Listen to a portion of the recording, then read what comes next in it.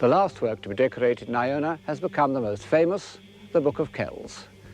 Soon after these fabulous pages were completed, when the book itself was unfinished, the abbot of Iona was forced to flee to Ireland. The sea had become more menacing than the land. The Norsemen were on the move.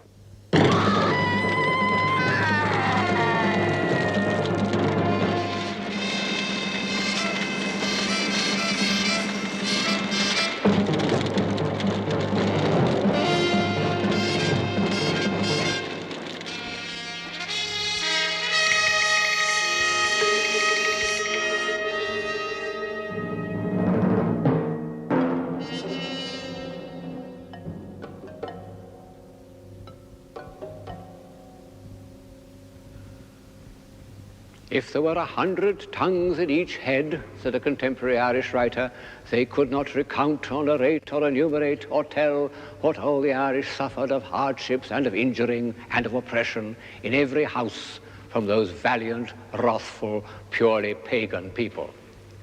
The Celts haven't changed much. Purely pagan.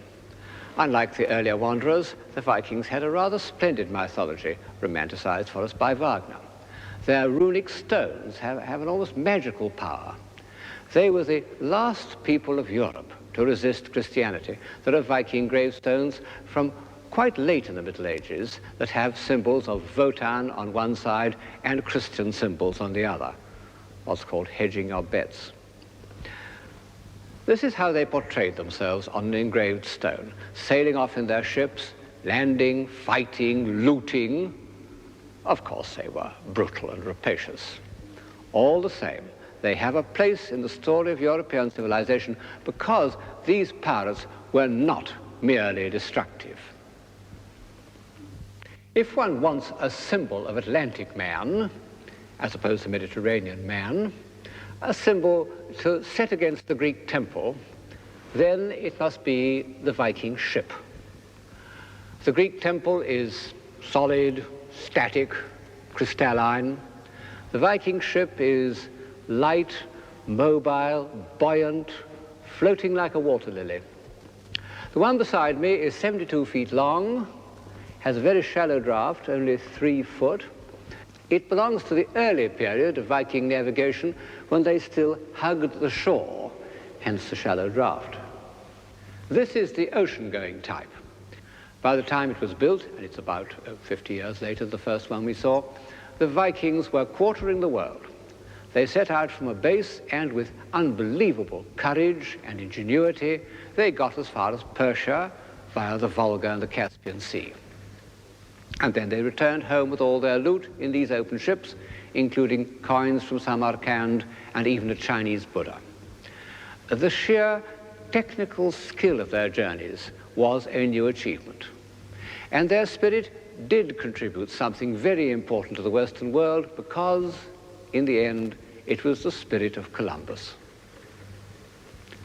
They were also considerable artists.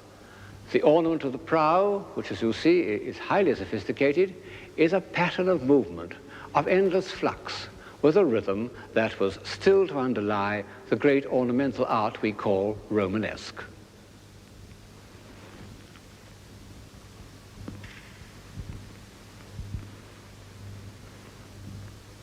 When one also considers the Icelandic sagas, which are among the great books of the world, one must admit that the Norsemen produced a culture. But was it a civilization? Well, the monks of Lindisfarne wouldn't have said so, nor would Alfred the Great, nor the poor mother trying to settle down with her family on the banks of the Seine, whom I mentioned earlier.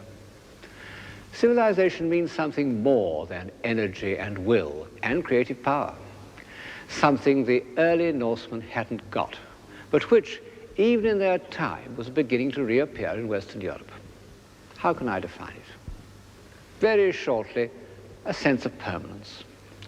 The wanderers and the invaders were in a continual state of flux. They didn't feel the need to look forward beyond the next march, or the next voyage, or the next battle.